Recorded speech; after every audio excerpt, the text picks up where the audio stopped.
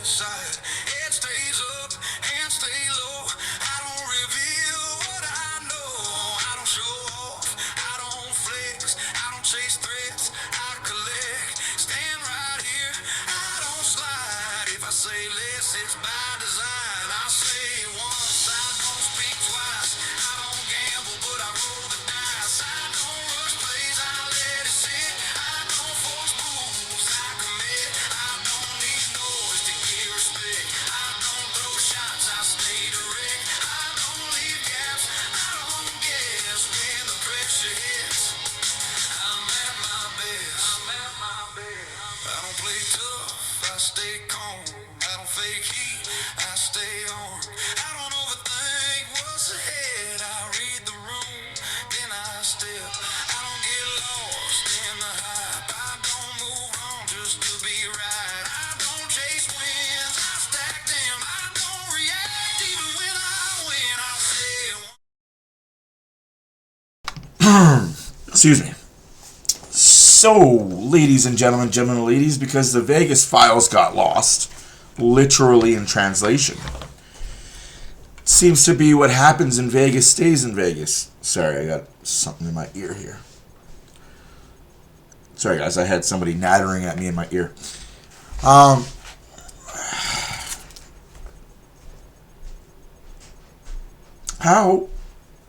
We're going to talk about the Vegas game and the Duck game in this video. So it's a 2-for-1. Because, like I said, the Vegas files got lost. So we're going to go over the Edmonton Oilers beating the Vegas Golden Knights in overtime 4-3.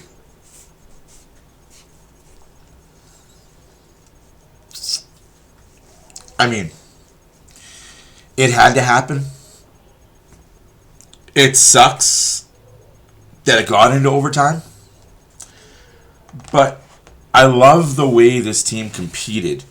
And remember when I said after the Tampa game, this team needs to go out and win the next 3 or 4? 2 down, 2 to go. They went into a tough barn in Utah, 5-2 victory. Went into an even tougher barn in Vegas, pulled out the 4-3 victory. And we'll talk about the next game a little later in the video. Now, obviously, no Draisaitl. There's been a little bit of disconnect on the power play, and there continues to be a struggle in the power play. I think in the Vegas game they were 0 for 1, 2, 0 for 2. I mean, 2 power plays. Okay, not a bad sample size. You got to get more power plays to figure out for sure if it is the system or if it is like Draisaitl's that important to the power play. And I think it shows that he is. Now, Oilers get the first power play. They do absolutely nothing on it. Nothing. Zero, zilch, nada, nada-ting. But never fear. Never fear. Savoy is here. His 13th of the year assisted by McDavid, and that is a huge, huge thing for McDavid because that is assist number 800. Whew.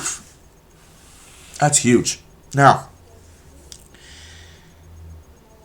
then Bouchard also gets the assist there. It's 1-0 Edmonton. Oilers get the second power play.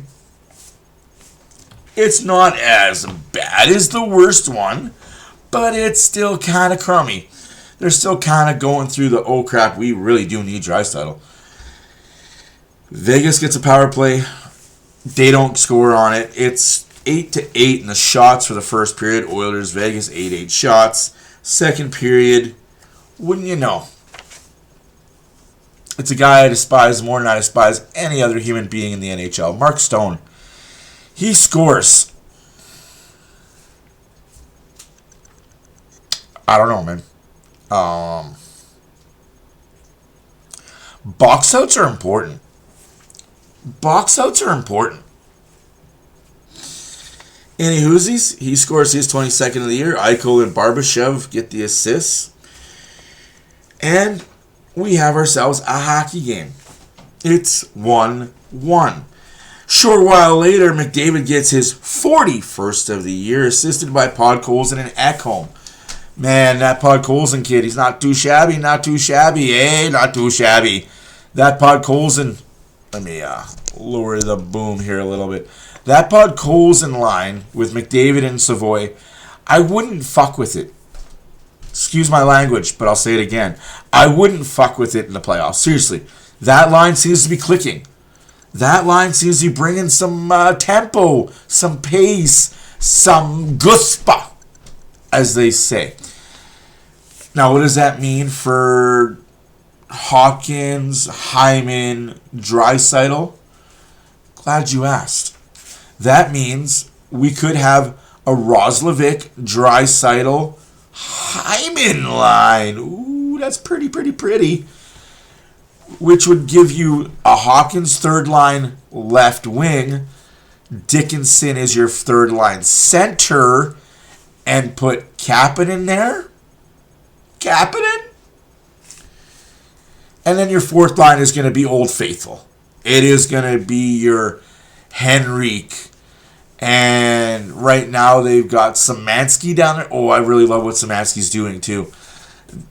And Colton Dock when he's healthy, right? Or you can put Lazar in there. There's options on the fourth line. They don't need to go and score. They just need to keep the puck out of our net. Pop in one or two here and there. But I digress. I'm way too far in the future. I told you sometimes I'm playing chess while the rest of y'all are playing checkers. Now, Vegas gets their second power play of the night. They do not score. But shortly after, Stone yet again scores the goal, tied 2-2. Hyman scores to make it 3-2 at the end of 2. Shots in that period were 9 for Vegas, 10 for the Oilers, 17-18 for the Oilers. Sorry, 9 for the Oilers, 10 for Vegas. I had my numbers all mixed up. It happens. Like I said, Vegas leads the shots 18-17. We're going along in the third period, and Barbashev scores, assisted by Dan Dorviev and Eichel. It's a 3-3 hockey game. They're excited, as they should be. No, but it's that. Is it me? Is it me? Am I the problem? Is it me? The Oilers are looking at themselves again. They're like, God damn it. Like, we just had a big emotional win in Utah. And every time we get big emotional wins this season, it seems like we're followed the big emotional win with a big emotional turd. That didn't happen. Thankfully, because Bouchard, he shoots, he scores, McDavid on the overtime 4-3. Yes, I glossed over the fact that there was a penalty called in overtime that shouldn't have been a penalty, considering what happened earlier in the game, what the refs were letting go. And I'm proud of the referees for how they handled the end of the first period. If you don't know, go watch it. I will kind of gloss over. There was a high elbow on Dickinson. Was not called whatever. You're not going to call every elbow you see. You fucking should, but you don't. Dickinson goes and gets his pound of flesh. Abso-fucking-lutely he should. I don't care how you feel. I don't care if you think that was a late hit, dirty hit. Don't elbow me in the head and I won't take out your second best defenseman because he's an idiot. So there was a melee at the end of the first period. Melee. 2 penalties are called. Each side. Ref evened them up. Ref was smart. He's like, well, we could kind of take this guy and this guy and this guy and throw everybody in the box. They took the 2 most aggressive, Darnell Nurse and the defenseman for Vegas, number 5. Shitface. That guy. They took Shitface, number 5 for Vegas, and they took Nurse. 2 guys that were the most aggressive in the scrum. Although, how does Kolesar able to drop his gloves and get a few good licks in without getting a penalty? I don't know. Again, it seems like the referees call something sometimes and they don't call something other times. Any whoosies, the Oilers find a way to win. 4-3 in overtime. They extend the lead ahead of Vegas. right? They extended it by quite a bit. Now, here we go. We're going to play the victory song, because that's what we do. And then I'll play a little short video, and then we'll cut to the Anaheim stuff. If you were here for the Anaheim game, tune in for this.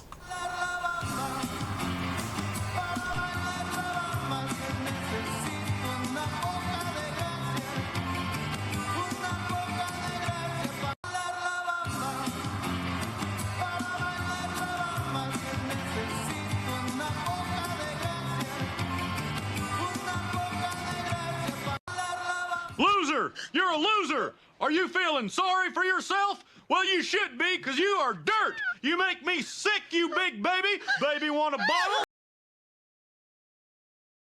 Loser! You're a loser! Are you feeling sorry for yourself? Well, you should be, because you are dirt! You make me sick, you big baby! Baby, want a bottle?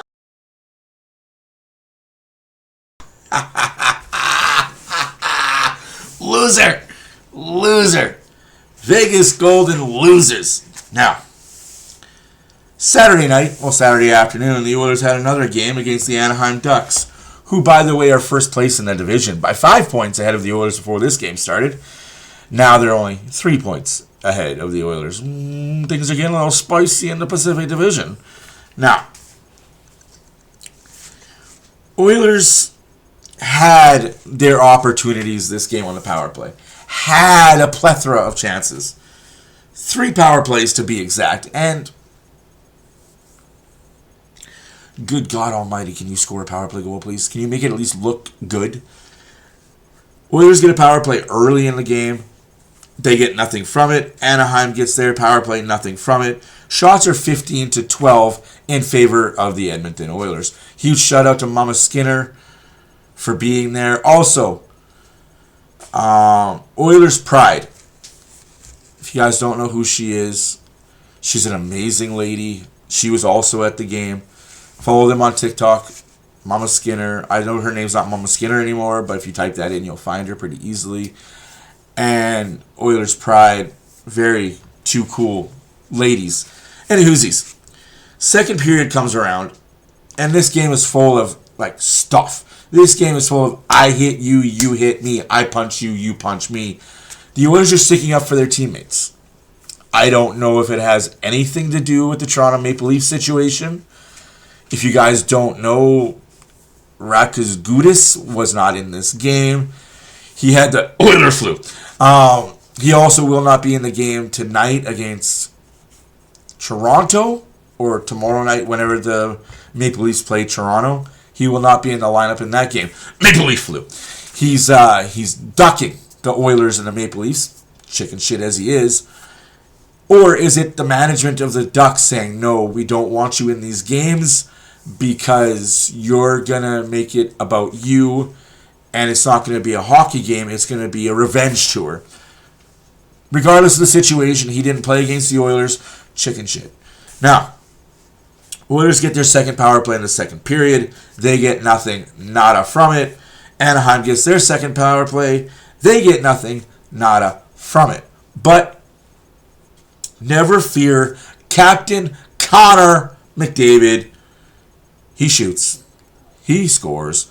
Jones and Bouchard get the assist. Everybody thought it was the Jones goal, but him and McDavid have the same exact stick. Him and McDavid have the same exact tape.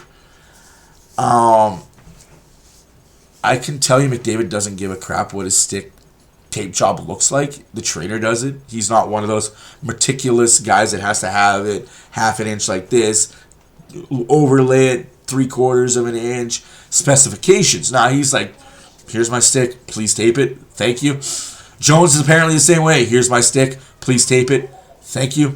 Because both sticks are both CCMs. They are both taped the same way. They are both the same length. You would think that McDavid and Jones were carbon copy, except for Jones is a bit bigger, a bit wider, and less skill. And that's okay. That's okay. We all have the roles in life. So Anaheim then gets their third power play. They do nothing on it. Oilers are up 1-0 after 2.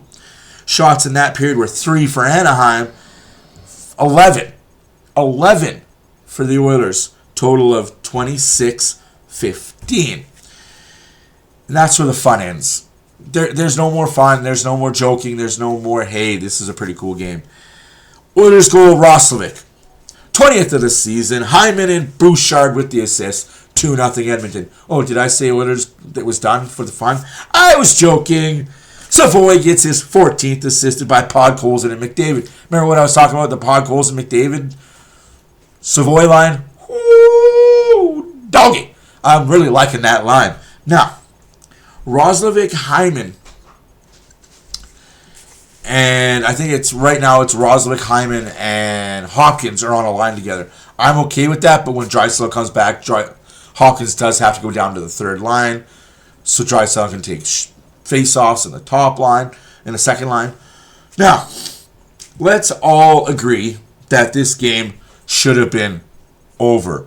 This game should have just been, let's have a nap, let's just sit in our recliners, let's all call it a day, put a fork in them, they're done, let's go for supper, let's do the rest of the day. But that's not the Oilers' way. No, nay, nay. A minute after the Oilers make it 3-0, Snitsky, or Cynic, I can't say his name, sorry guys, tips the impossible tip. I give full marks to this kid. Now, sure, I can nitpick, and I might just nitpick just for the sake of being nitpicky. As the winger, this is why you have to be on your defenseman. I don't know who the winger was that was supposed to be watching Karlsson, but as your winger, that is why you're up on the defenseman, to stop him from taking those nice little wristers. That wasn't a wrister to score. Excuse me. That was a wrister for a tip, for a rebound, for a bounce off somebody. That was just a wrister just to, hey, get a shot on net. We're getting kind of pummeled in the shot department right now. It worked. Again, I could be a little cynic right now and be like, why did Darnell Nurse let him get behind him? Rule number 1 as a defenseman, never let the player get between you and the goalie. If he's between you and the goalie, chances are you don't see him. He's either going to push you out of the way with a good hard cross check. Those don't get called anymore. Or just find a blind spot that you can't see because you're clearly looking at where the play is. You're not looking behind you because the second you look behind you, you've lost focus of the play. That is why you always have to be between you and the goalie. Nothing gets through you.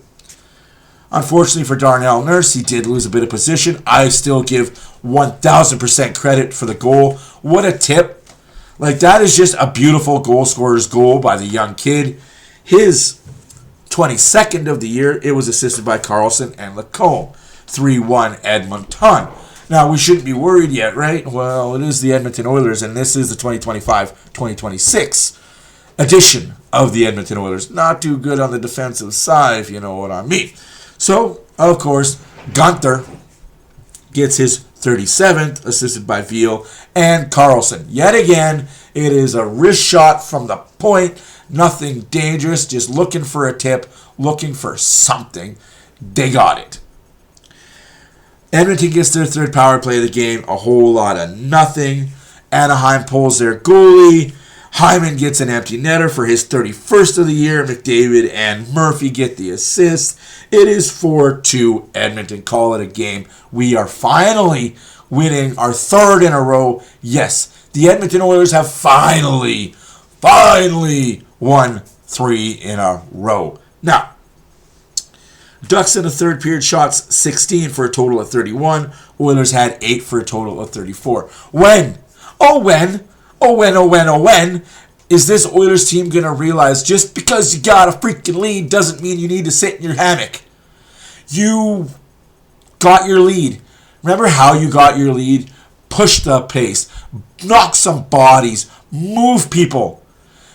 Play every game like you are trailing or tied, and there's 5 minutes left to go in the third period, and you need to push to get the goal to win the game. Play every shift like that. You'll win more often than you'll lose. And you won't just win, but you'll win by a lot. And you won't fall into the tendencies of, oh, we got a 3-goal lead. Let's sit on a rocking chair. Any hoosies. DeStol, 909 save percentage. Another young goaltender. Very young. But 1 year does not make a career. Right, Stuart?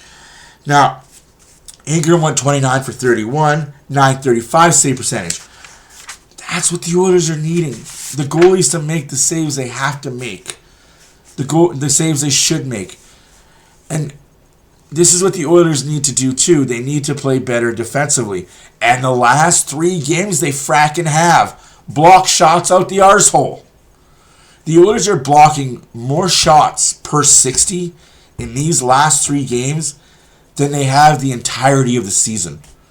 It's no coincidence that before this they got their asses handed to them by Florida and Tampa.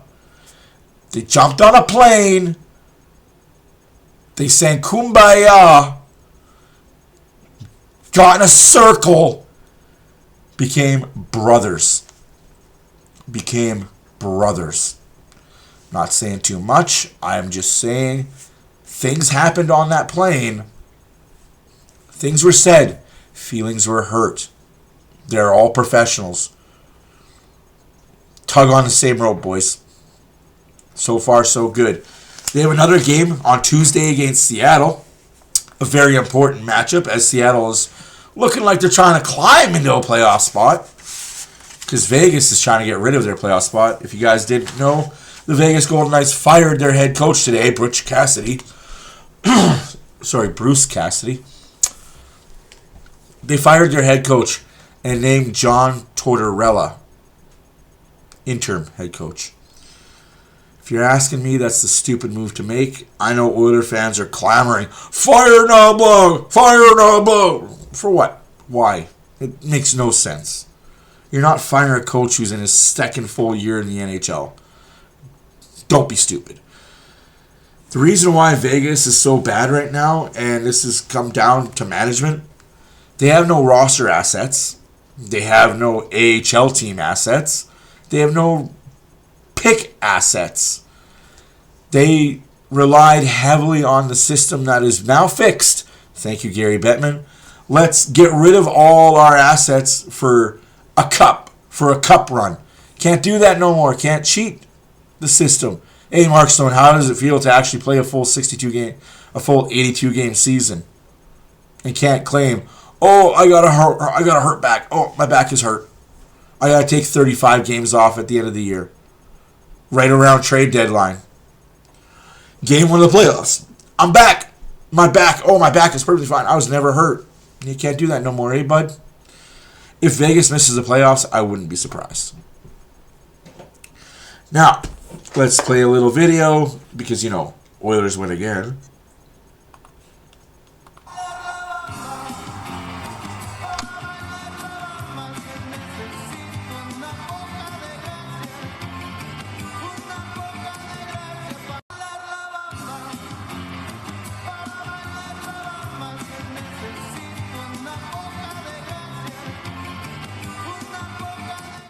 But let me go ahead and tell you. Shut your bitch ass up.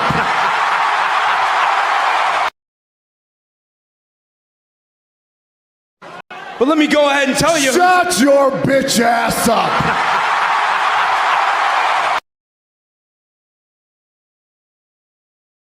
But let me go ahead and tell you. Shut your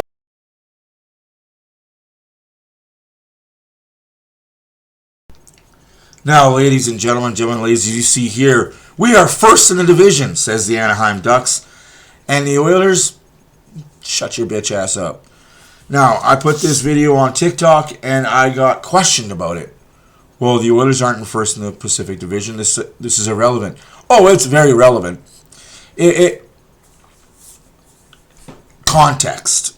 Context matters, so I'll give you guys context. I have a few friends that are Anaheim Duck fans, and for the past 3 weeks they've been telling me how shitty the Edmonton Oilers are, how the Edmonton Oilers couldn't beat the Anaheim Ducks on the Anaheim Ducks' worst day and the Oilers' best day. I've heard it for the last 3 weeks to a month of how great Anaheim is and how good this team is going to be now, and this team is going to be in the future. We're going to go on cup runs. We're going to do what the Oilers couldn't do. So, I made this as a shot to them. And any Duck fan out there that thought, hey, we're the Anaheim Ducks, we're going to just roll over this. You are lucky to be in first place. You're not going to be there for much longer. You're having one hell of a run right now. You're having one good year. Let's see if they can continue next year. I don't think they can. I think they're going to go back to mid of the pack, barely squeaking into the playoffs or barely missing out. But it is what it is, right? So anyways, my name is Matt, Oilers Fan Reaction. Shut your bitch ass up. I'll see you guys on Tuesday when the Oilers host the Seattle Kraken. 7 o'clock Mountain. Doses.